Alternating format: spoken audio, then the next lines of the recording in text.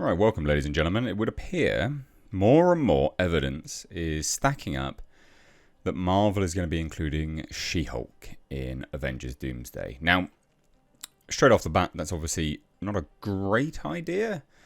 Wasn't a hugely well-liked character. Unless you're just going to, kill her off or sideline her out of the story permanently to a way that you sort of compartmentalize her. It seems a bit of a lame duck. There doesn't appear to be any reason why you would do this. Not in a business level sense, anyway. So I thought we'd take a look at this because it's again just comical, very, very, very comical, and it's also quite interesting because Tatiana Maslany, who is a good actor, like she's a good actor. I like her as an actor. Had been very, very critical of Marvel. So I'm actually surprised that Marvel is going to be taking her back, quite frankly. I think that's interesting. But anyway, hit subscribe if you're new. Turn the bell notifications on. As it says here, She-Hulk is rumoured to return in Avengers Doomsday as Marvel continues to ignore fan feedback. And obviously that fan feedback is that, She-Hulk was disastrous and absolutely garbage. So probably best not to have her return, but can't listen to fans, can we now? So anyway, on August 13th, 2025, there was a rumour which was first exclusively reported by that place in March 2025, resurfaced by insider Alex Perez's Q&A on the Cosmic Circus, suggesting that Tatiana Maslany will reprise her role as Jennifer Walters' She-Hulk in the upcoming Avengers Doomsday set for release in December 2026. Now, I've just done a video, not that long ago anyway, discussing how I think Marvel has killed the superhero cash cow. They flooded the market with nonsense after nonsense. Movie, TV series, you name it. The market got inundated with it. And people are sick, I think, personally, of superhero movies generally. Now, that's not to say that good movies can't come out and be successful, right? That will happen, I'm sure. But I think Marvel has killed the superhero genre now. At least for a few years. That's my firm belief. And I think Avengers Doomsday is not going to do very well. I really do not think it's going to be a huge success. I could be wrong. But I just don't see it. There are a whole bunch of movies that have come out that are supposed to be setting things up that have never done well. Fantastic Four First Steps. They're supposed to set it up. Hasn't done very well at all. I remember when Ant-Man and the Wasp Quantumania came out. I mean, that was a movie which was supposed to set up the new phase 4, wasn't it? Or phase 5? I can't even remember anymore. But I was supposed to set up Kang, the big villain. And that flopped as well. So anyway, I digress. So anyway, critics obviously largely praised She-Hulk. They gave it an 80 to 88% score on Rotten Tomatoes. However, audiences hated it. So the series plummeted, with the Rotten Tomatoes audience score dipping as low as 30 to 41%, even falling below the notoriously panned Inhumans at one point.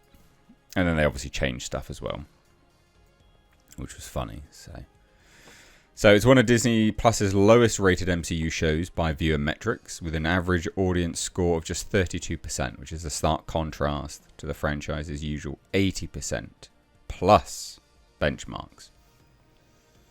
So as this article says, well, what went wrong? Well, the show was unapologetically feminist propaganda, which is true.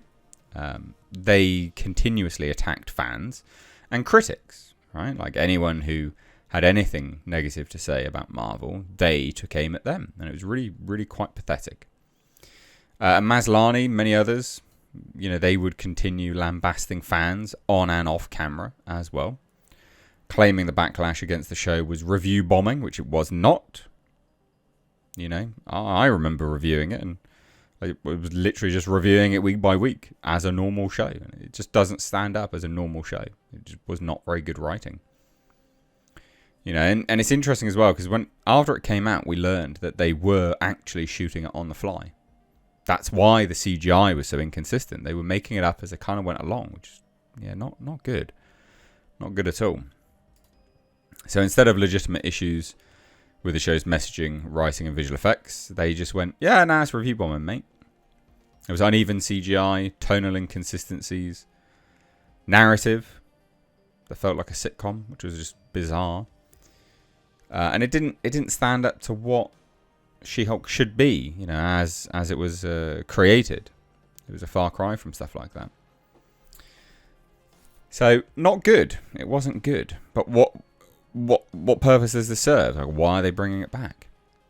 And it says this, you know, in an era where MCU projects are scrutinized for every misstep, reviving a character tied to such baggage seems like tempting fate. It's just dumb. It's just a really stupid decision. Unless, this is me playing devil's advocate, they're going to do it to kill her off. Or sideline her in some way. Remove her powers so she doesn't have to be mentioned ever again. Something like that. Which they're never going to do, obviously. So Marvel is at a crossroads post-Endgame. MCU has faced what they say is superhero fatigue. I don't necessarily think that was the case straight away. I think a lot of people mentally checked out after Endgame anyway. They'd built the saga up, they'd enjoyed the saga, and Endgame was an off point for a lot of people. You know, Marvel had set it up in that way, actually, that it was the Endgame for a lot of people, because they killed off or removed a bunch of characters that people had watched and followed, and there was no further reason to continue watching. So they'd actually done it to themselves, and then they flooded the market with garbage after garbage after garbage. So then what do you expect to happen? Even more people check out. And that's what happened. So they created this perfect storm. And thus now have killed superhero as a genre, I think.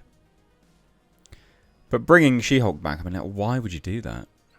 What a really dumb thing to do. And, you know, as this article notes, injecting She-Hulk into the high-stakes ensemble feels like a non sequitur. The rumour positions her alongside heavy hitters like Thor and the actual Hulk, but with no clear arc detailed. She's just there for reasons. Because we've got a character, I guess. She-Hulk cost $228 million. And bombed. Huge bomb, actually. There's no second season on the horizon. Maslany's confirmed that. It's off the table because of budget. Why even bring her back? What's the point? Again, unless you're going to send her on her way. So there you go. Recipe for disaster, I think. But I'd love to hear your thoughts. You know, would stuff like this put you off, I guess, is the real question. Because would this indicate that they've not changed? I think it would for some people. Anyway, take care. Bye-bye now.